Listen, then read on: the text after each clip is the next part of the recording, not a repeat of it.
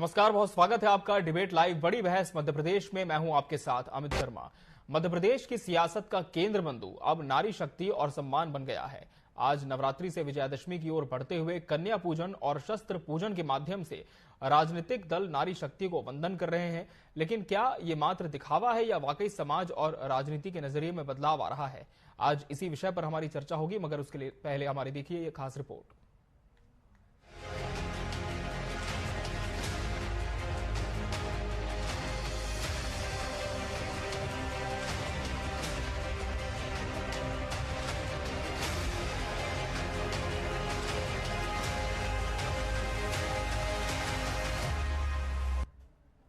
नवरात्रि के 9 दिन मध्य प्रदेश में माता के जयकारे गूंजते रहे।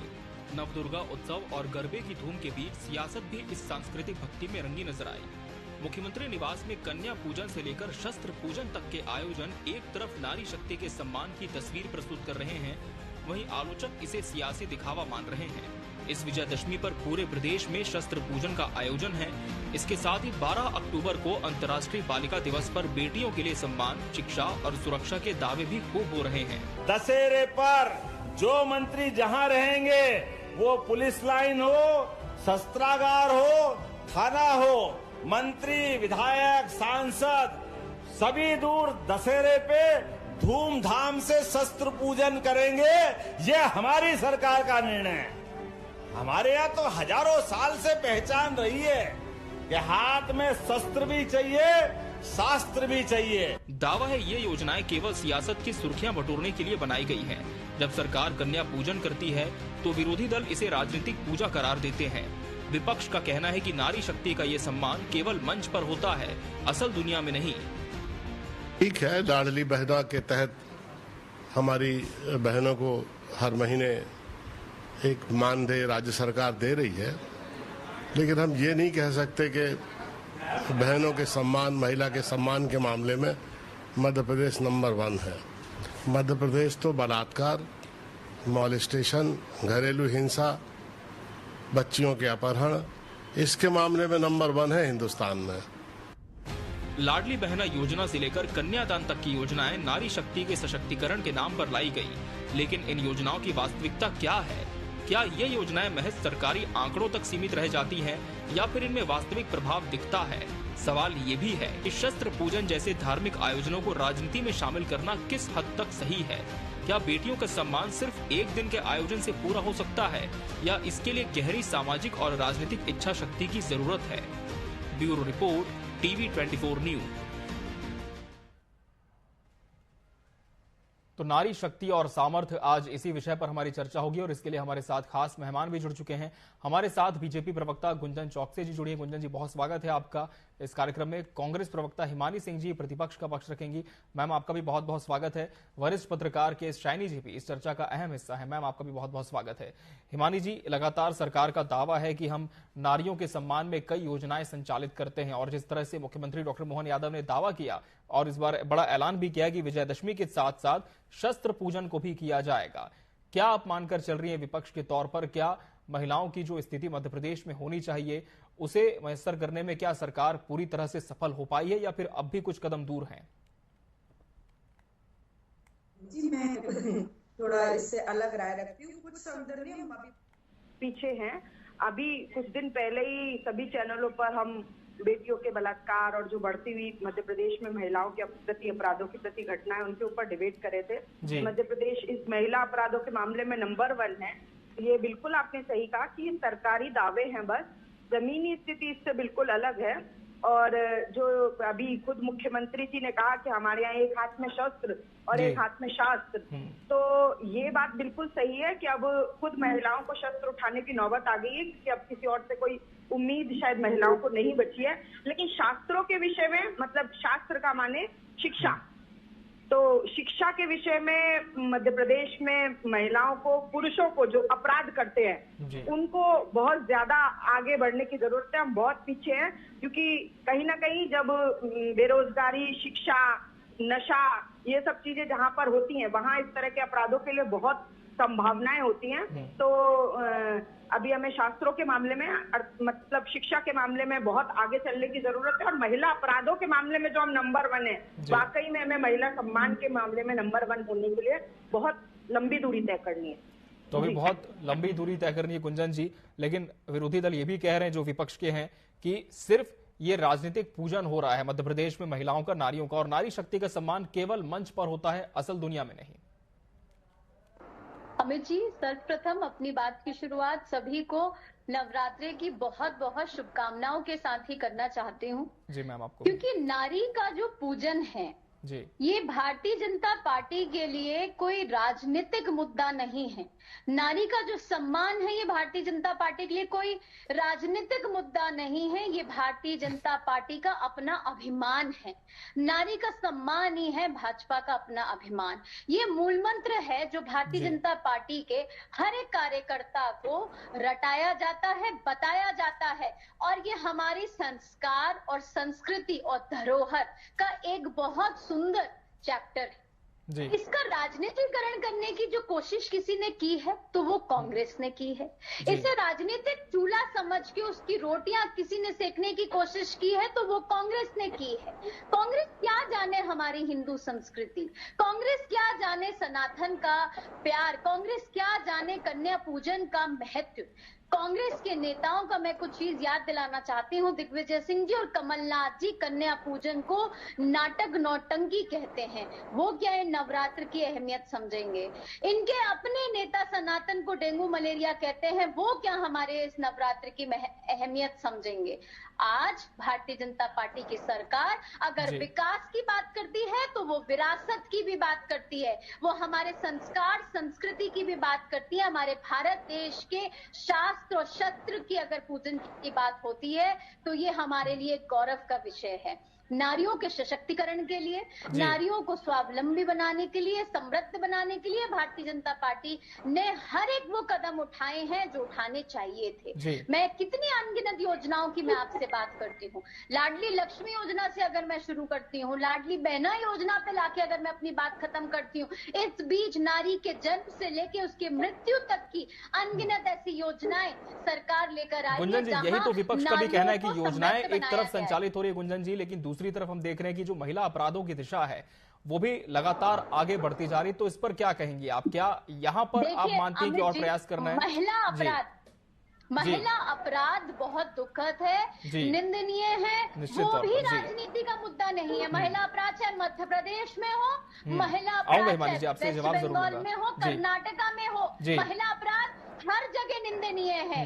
और महिला अपराध को रोकने के लिए भी कठोर से कठोर कदम सरकार उठा रही है। चाहे तुरंत तत्काल रूप से एफआईआर की बात कर लें, आरोपियों को सजा की बात कर लें, कड़े से कड़े कानून बनाने की बात कर लें, सस्पेंशन ट्रांसफर की बात कर लें, पुलिस अधिकारियों की अगर कहीं कमी पेशी देखी जाती है, हर एक वो स्टेप कानून के नजरिए से, प्रशासन के नजरिए से सरकार उठा रही है। डॉक्टर मोहन यादव जी की सरकार नो टॉलरेंस की रीति नीति पर चलने वाली सरकार है। लेकिन कांग्रेस का एक बहुत दुखद पहलू सामने आता है, आपने हिमानी जी को भी सुना होगा। उन्होंने महिला अपराध की बात सिर्फ प्रदेश देख के करते हैं, वो महिला अपराध की बात सरकार देख के करते हैं। अगर मध्य प्रदेश है जहां भाजपा की सरकार है तो वहां महिला अपराध पे वो आवाज उठाते हैं, लेकिन वहीं जब कलकत्ता में जघन्य अपराध उठता है वहां वो चुप्पी साथ लेते हैं। हम महिला अपराध को निंदनीय बताते हैं, सरकार किसी की भी हो, प्रदेश कोई भी हो, नेता कोई भी हो, जनता कोई भी हो, महिला अपराध को रोकने के लिए निश्चित तौर पर ये बहुत संवेदनशील विषय है, इस पर राजनीति भी नहीं होनी चाहिए। जी बिल्कुल। केएस शाइनी जी, लेकिन क्या आप मानती हैं कि विपक्ष का जो दावा है कि योजनाएं आप चलाते हैं, दूसरी तरफ हम देखते हैं कि बेटियां सुरक्षित नहीं मध्य प्रदेश में, जो कि लगातार विपक्ष कहता भी है, और दूसरी तरफ जो योजनाओं के प्रभाव की बात है, तो कितना धरातल पर इसका असर आप देख पाती हैं? अमित जी, सबको पहले तो नवरात्रि की शुभकामनाएं। जी मैम, आपको। ये जो अभी नवरात्रि चल रहा है और जिस तरह से हमारे यहाँ संस्कृति जो कहती है, या देवी सर्वभूतेषु शक्ति रूपेणु संस्थिता, यानी कि हर नारी के अंदर शक्ति का वास होता है और हम ये मानते हैं। लेकिन क्या आज के तारीख में शस्त्र उठाना और अस्त्र उठाना क्या यही शक्ति है? शक्ति जो हम मानते हैं वो हमारे जो ग्रंथों में लिखा है, जो शास्त्रों में लिखा है, वो ये नहीं है। वो अगर हम मन से मानते हैं राजनीतिकरण करने के बजाय और उसके बारे में इस तरह की सभाओं में बात करने के बजाय धरातल में क्या हकीकत है वो ज्यादा में ध्यान रखना चाहिए। जरूर योजनाएं बनी है, मैं बिल्कुल इस चीज से नकार नहीं सकते हम कि पिछले 10 साल में जो नारियों के लिए, स्त्रियों के लिए योजनाएं बनी है उसका लाभ भी मिला है, लेकिन वो सिर्फ फाइनेंशियल लाभ पहुंचाने की कोशिश की एक फ्रीबीज के तरह है। लेकिन जो शक्ति जिस चीज की हम बात कर रहे हैं, क्या उनका शक्तिकरण हुआ है? क्या उन्हें इस तरह से आत्मनिर्भर बनाया गया है प्रदेश में?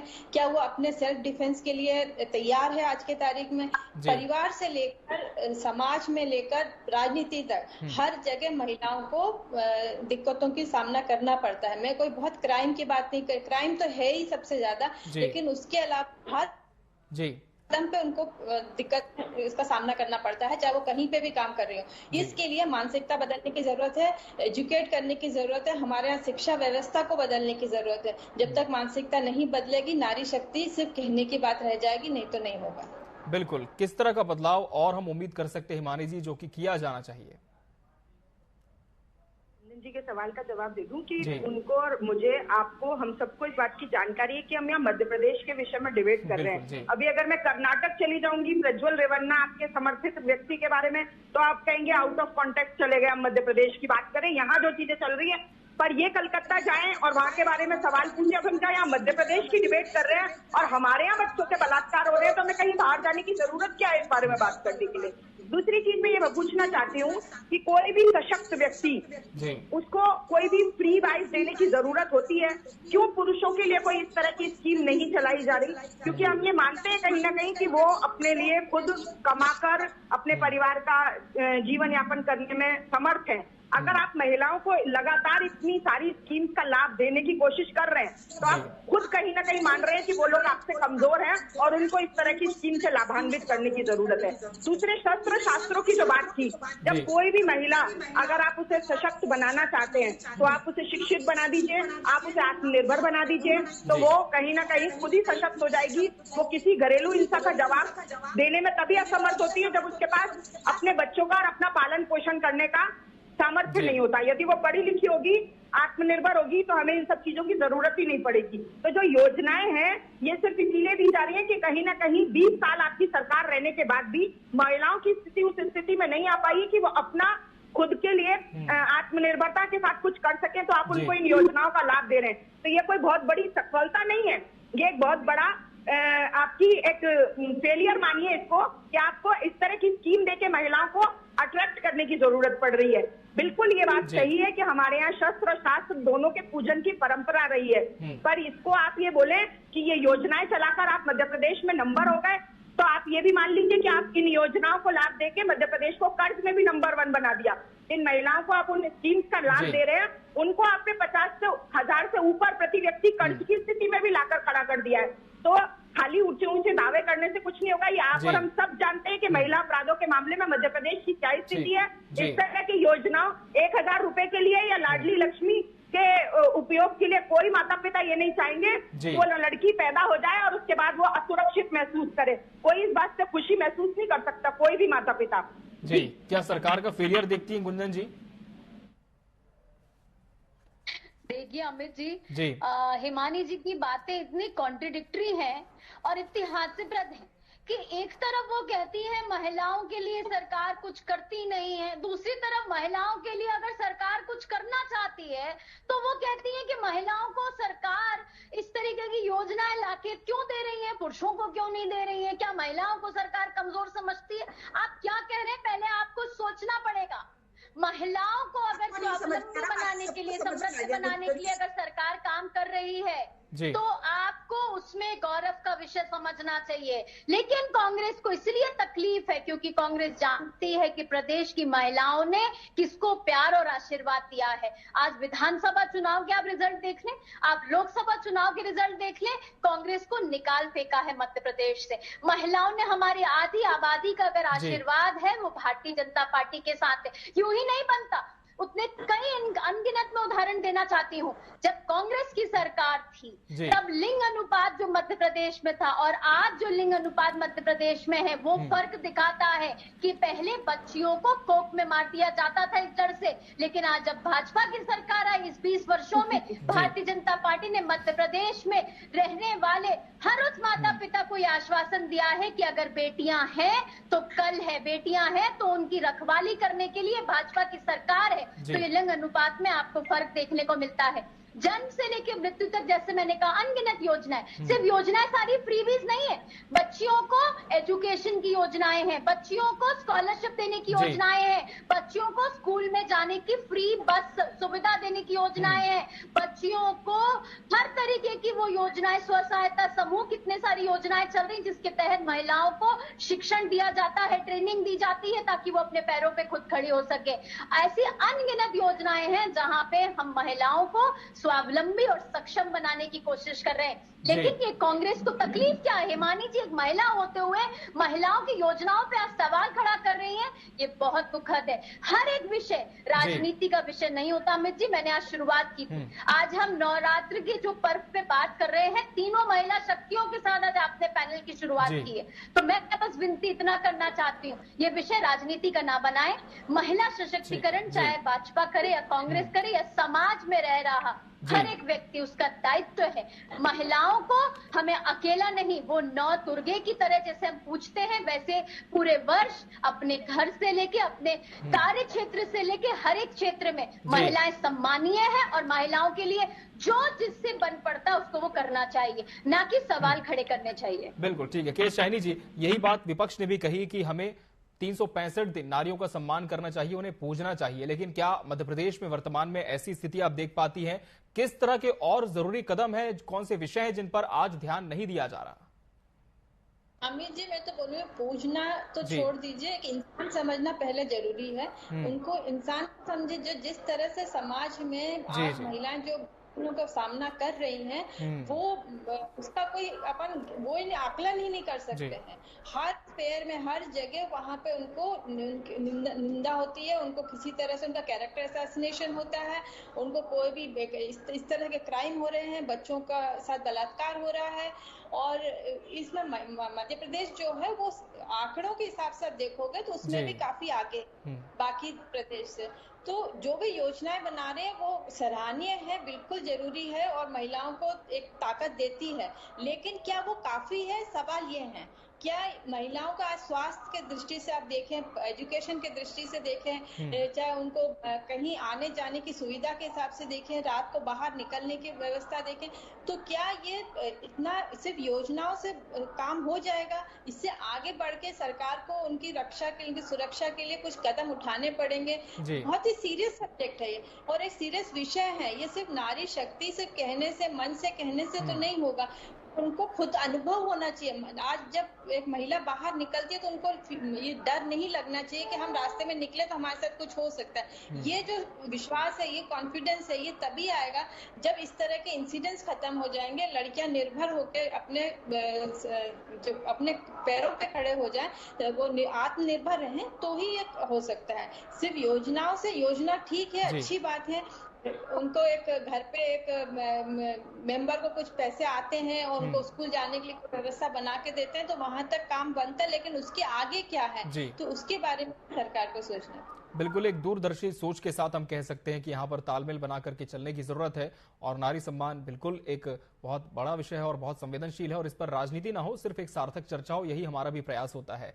बहरहाल आप सभी मेहमानों का बहुत बहुत शुक्रिया हमसे इस चर्चा में जुड़ने के लिए और इसका हिस्सा बनने के लिए आपका बहुत धन्यवाद। इसी के साथ बड़ी बहस डिबेट लाइव मध्य प्रदेश में आज के लिए फिलहाल इतना ही। मुझे और मेरी पूरी टीम को दीजिए इजाजत। नमस्कार।